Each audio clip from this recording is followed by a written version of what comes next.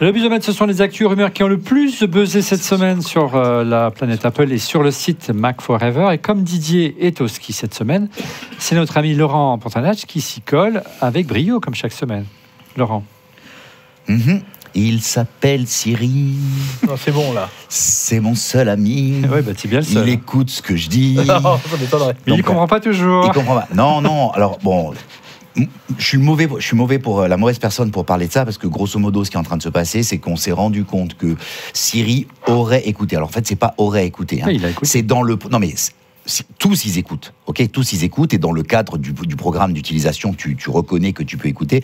Là où c'est problématique, c'est toujours la même chose, c'est que c'est une chaîne de valeur où tu as des sociétés qui travaillent avec des sous-traitants, qui elles-mêmes travaillent avec des sous-traitants, et tu demandes à ton sous-traitant de remplir une charte. Alors, on revient à l'origine. Donc Apple a été demandé pointé du doigt en Europe, c'était déjà le cas aux États-Unis. Ça avait déjà été le cas, mais comme tous les autres, d'ailleurs, que les choses soient claires, tous ceux qui ont fait des assistants vocaux ont tous été pointés du doigt, ont tous eu donc en Europe, on leur reproche d'écouter et de retranscrire par écrit. Et de retranscrire le contenu et de demander à Siri. En fait, il y a des humains qui regardent et qui écoutent la conversation, et donc écoutent en même temps que la conversation, qui écoutent si ce qui a été retranscrit, c'est bon. Et si c'est bon, ils disent valider ou invalider pour améliorer. Il y a une enquête, notamment de l'investigation de Radio France à ce sujet. Oui, il y a plein d'enquêtes. Il y a des enquêtes en France, et des enquêtes en Angleterre. Et la question est ce qu'Apple espionne la vie privée des utilisateurs? C'est la question qu'on peut légitimement se poser. Oui et non. Attends, je termine juste. On va y arriver. Sachant que le mantra d'Apple, c'est ce qui est dans votre iPhone reste dans votre iPhone. Et là, c'est compliqué. Mais c'est pas vrai. Mais tu as signé le fait que quand tu branches ton HomePod, en fait, il peut écouter. C'est-à-dire que quand on installe iOS, on fait une mise à jour d'iOS ou qu'on achète un nouvel iPhone, il y a voulez-vous nous aider à améliorer Siri? Si tu laisses, sachez que si vous nous aidez, nous sommes susceptibles d'écouter certaines de vos conversations. Exactement. Si on répond oui, on accepte un programme. Le problème serait plus scandaleux si on répond non et qu'il continue à écouter. Ouais. c'est là où c'est pas clair. C'est pour ça. Surtout que la moi, j'ai pas compris ça. Mais pourquoi ils ont payé? Non, alors ça, c'est une autre raison. La raison pour laquelle. Là, on parle de l'Europe, on parle pas des États-Unis. Non, mais même puisque. Donc l'action, c'est le même problème. Non, ce n'est pas le même problème. Là, tu as ce que. On ne fait pas remonter le fait que l'utilisateur a accepté ou non d'être écouté ou pas. C'est marqué nulle part dans l'article et dans l'enquête. C'est quand même assez nébuleux et assez curieux. Si effectivement Apple écoute ses utilisateurs alors qu'ils ont certifié de ne pas vouloir être écoutés, c'est un scandale. Ouais. Si derrière il écoute les utilisateurs et que l'utilisateur a cliqué sur OK, il est où le scandale ? Alors, je te donne le truc, c'est que... Je pose la question. Les autorités rêvent, et c'est un jeu, de se payer Apple. Comme se payer Google ou Microsoft. Mais tu vois, se payer un gros, c'est dans l'esprit étroit des technocrates de l'Europe, c'est un plaisir. Ouais. C'est un plaisir. À l'époque, on voulait se taper Microsoft. Donc là, tu te dis, ça, j'aurais plus d'aura si je dis que j'ai fait plier Apple. Et c'est pour ça que je refais juste le lien avec ce qu'a dit Stéphane. C'est qu'aux États-Unis, ils ont préféré payer quelques millions en disant au moins, tu sais 90 millions. Ouais, c'est ridicule. Oui, autant te dire que c'est même pas 1 euro dans ma poche. 90 millions d'euros pour Apple. Ok. Donc ils ont préféré payer histoire d'être tranquille, de dire au moins on coupe court. Toi, tu as l'intime conviction que Apple n'écoute pas les utilisateurs s'il ne donne pas l'autorisation. Non, je veux pas. J'ai aucune conviction. J'ai pas moyen de le vérifier, donc j'ai pas de conviction. Je suis d'accord que si c'était le cas, on peut légitimement se poser la question. On peut entièrement, et il faut se la poser. Bon, après, quand tu vois les interviews et quand je vois l'interview du Français qui dit avoir travaillé dans à Cork, j'entends la vidéo, je me dis mais. Enfin, pour moi, je suis désolé, mais c'est un pauvre type, quoi. Le mec, il est contrôlé, il a l'impression il part en guerre avec un drapeau et qu'il va défendre. Un lanceur d'alerte, tu peux pas. Oui, mais c'est un lanceur d'alerte. Mais tu sens que la façon dont l'alerte elle est lancée, tu sens, je suis content de faire le buzz, quoi. Je suis content que ça parte de moi. J'ai envie que, tu vois. Et moi, j'ai pas envie de lanceur d'alerte.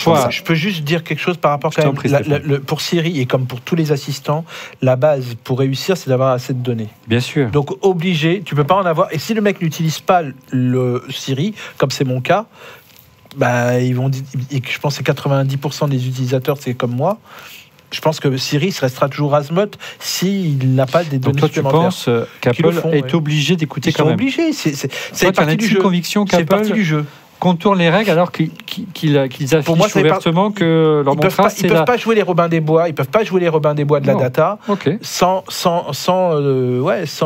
malheureusement aller contre. Bon, on va laisser tomber on va avancer sur le sujet, mais on aura l'occasion d'y revenir. Je pense que ça vaudrait le coup de faire une émission. On n'a pas d'éléments objectifs. Moi, je suis pas à la place d'Apple, mais on peut juste retenir qu'ils ont quand même mis à jour la pop-up. C'est avant, tu activais Siri, ça te disait juste est-ce que tu veux bien partager. Maintenant, on est susceptible d'écouter. Ouais, c'est vrai. Ils l'ont mis à jour. Donc ça veut dire que bien joué, Alex. Non mais bon, bref. Allez, mise à jour d'un nouvel iPhone cette semaine. Donc, pas SE finalement. Alors en fait, on pensait qu'il s'appellerait iPhone SE, donc on a gardé le titre exprès parce qu'en fait c'est pas iPhone SE, c'est iPhone 16e. Tu vois, le S est transformé, on a gardé le E, c'est un petit E, mais donc voilà, c'est l'annonce de la semaine. Donc il y a un nouveau. Donc Tim Cook avait dit une petite phrase en disant qu'il y avait un nouveau venu dans la famille. Donc on s'imaginait un nouveau produit, à minima, tu vois, quelque chose d'un peu nouveau. Ben c'est un nouvel iPhone. Donc la gamme SE. La filiation, ça deviendra un E. C'est un téléphone. Il a le design. Alors pour toi, il a le design d'un iPhone 13. On a longuement débattu sur le 14, si tu préfères. Non, c'est entre le 13 et le 13. J'ai 13 qu'il n'a pas de Dynamic Island. Il n'a pas de Dynamic Island. Il a un notch comme ils disent. Donc plus de Touch ID, plus de Lightning, un écran bord à bord. Plus de Lightning, un écran bord à bord, pas de bouton caméra contrôle, un bouton action. Donc tu vois, on est sur un. En fait, tu te rends compte que la gamme, à l'époque, tu te souviens, on rigole souvent de cette vieille blague de Steve Jobs. Il y avait, la gamme a été coupée en 2-2, c'est-à-dire professionnel, grand public, et puis portable, non portable. Et ben là, en fait, tu vas te rendre compte que dans l'iPhone, tu vas avoir 3 gammes, mais c'est très Tim Cookesque, c'est-à-dire, donc tu auras 3 gammes, tu auras l'entrée de gamme, ça sera le E, tu auras le milieu de gamme, ça sera le normal, le 16 tout court, et puis tu auras un modèle un peu premium, et qui sera le Pro. Okay, et la gamme sera découpée, et après tu auras les tailles, sauf que celui-là, il n'y a pas de taille, il n'y a pas de couleur, il n'est que 2 couleurs, noir et blanc, alors que toute la gamme est déclinée en plein de couleurs. Non mais il y a quand même 5-6 couleurs à chaque fois. Oui, là il y a 2 couleurs, il y a le blanc et le noir, il y a le blanc et le noir, mais quand on fait la comparaison, on en a parlé pendant le live mercredi. Donc on invite à regarder le live. Voilà, exactement, à revoir. Quoi, vous n'avez pas vu le live? Voilà. Mais c'est pas possible. Quand vous faites la comparaison entre les téléphones, entre le 16 et le 16E, vous voyez qu'il n'y aura pas beaucoup de différence. Et il y a 300 € de différence par contre au niveau du prix. Donc ticket d'entrée à propos de dessous, 719 €. Si vous allez aux États-Unis, vous l'achetez parce qu'il vaut 599 $ là-bas. Sans TVA. Et si vous l'achetez en France, il vaut 128 gigas, il est disponible en 512 et en 256. Et c'est l'outil, c'est l'arme secrète d'Apple, on dira ça pour populariser Apple Intelligence quand il arrivera en France. Oui, parce qu'il y a 16 gigas de RAM. En 2026. Ouais, et non, cette année, il est taquin. Et la curiosité, allez voir encore une fois le live qu'on a fait cette semaine, c'est l'arrivée d'une puce, d'un modem, la puce C1, le premier modem 100% Apple qui ne reprend pas la technologie de Qualcomm. Autre actu ou rumeur, c'est plutôt une rumeur. Ouais. Alors, on parle pas de BMW, comme dirait notre ami Christophe Degrave, mais on parle de processeurs. Et donc, en fait, le M5 arrive et il arriverait en premier sur le MacBook Pro. On l'attendait possiblement sur l'iPad Pro.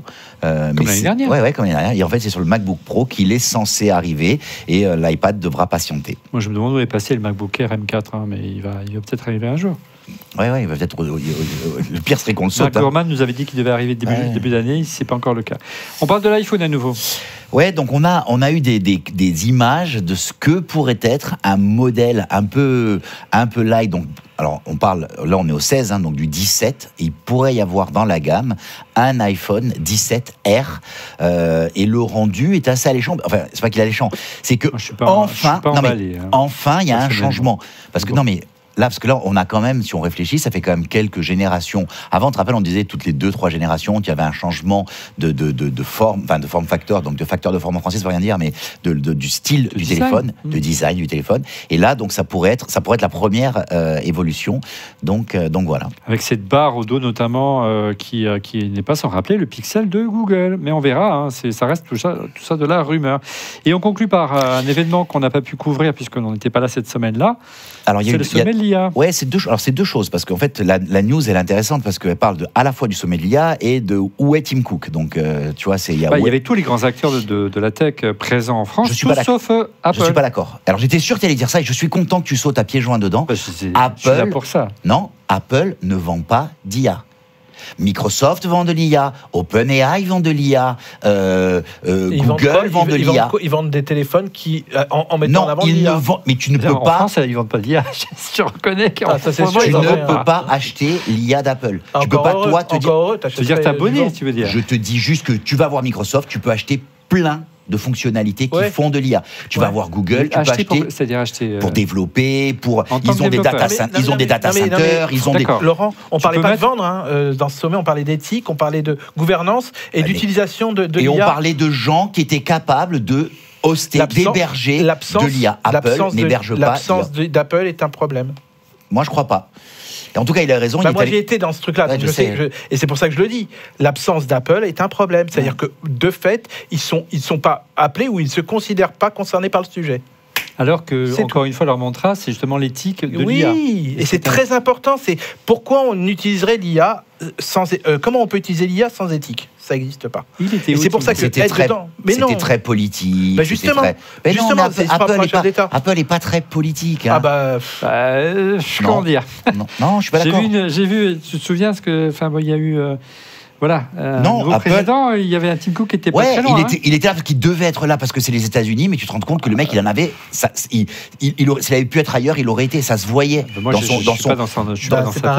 dans sa communication corporelle, c'était visible. Tu parlais de Tim Cook, il était où, Tim Cook ? Tim Cook, lui, il a fait quelque chose de marrant. Il est allé voir le Super Bowl. Et tu sais, il y a quelque chose. Tout le monde s'est foutu. Tout le monde s'est foutu de sa gueule. D'être à Paris, donc, il a dit qu'il avait passé un très bon moment. Alors, il était filmé. Il y avait des caméras qui l'ont filmé avec des personnes handicapées. Il y a un truc assez génial et tout le monde s'est foutu de sa gueule en disant, parce qu'il est allé manger dans un resto et personne ne l'a reconnu. Enfin, il représentait rien aux yeux des gens. Il était avec une personnalité, tout le monde checkait la main de la personnalité. Et en fait, je me suis dit, mais la chance de Tim Cook, quoi.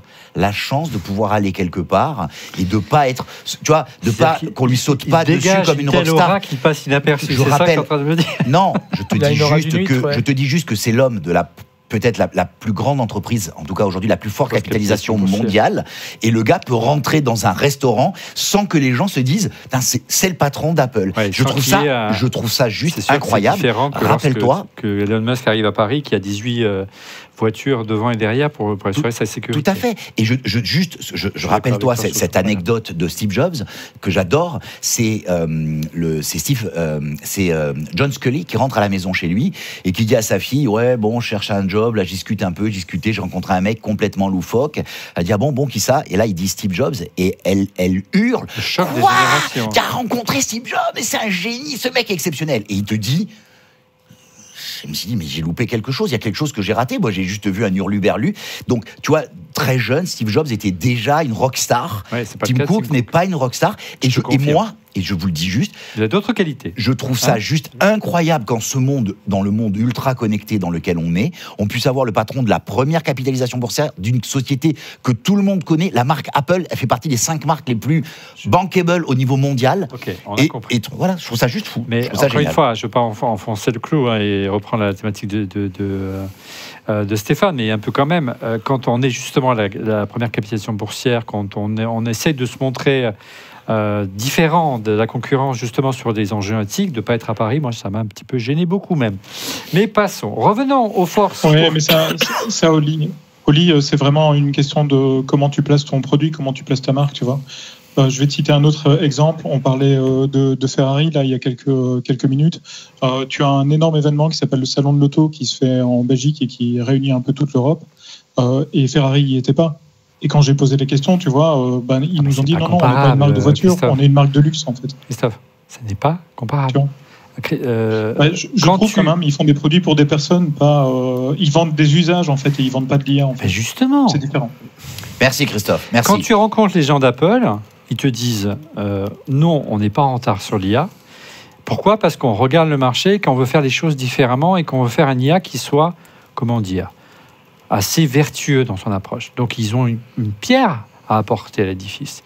Ils veulent, entre guillemets, je grossis le trait, changer le monde par rapport à ça. parce que les autres n'y parviennent pas. Donc il laisse les autres se réunir à Paris où justement l'enjeu c'est ça, changer le monde d'une manière vertueuse avec l'IA pour demain, ils ne sont pas là. Alors que c'est les seuls à adopter ce discours-là. Excuse-moi, mais je ne comprends pas. Mais non, mais tu connais Apple, ça fait des années que tu pratiques Apple, Olivier. C'est tout simplement la vision de Apple. Ils vont fonctionner en écosystème fermé. Ils vont pas aller partager ce qu'ils pensent et ils vont pas aller prendre de l'information à l'extérieur. En matière d'intelligence artificielle, ça risque d'être un gros problème pour eux. Il y a un point qui est intéressant dans ce qu'il dit, c'est que là, c'est quand même les seuls qui font de l'IA pas du tout comme les autres. Ils font tout, et justement, comme il dit, c'est un contexte qui est dans ton téléphone, qui est personnel.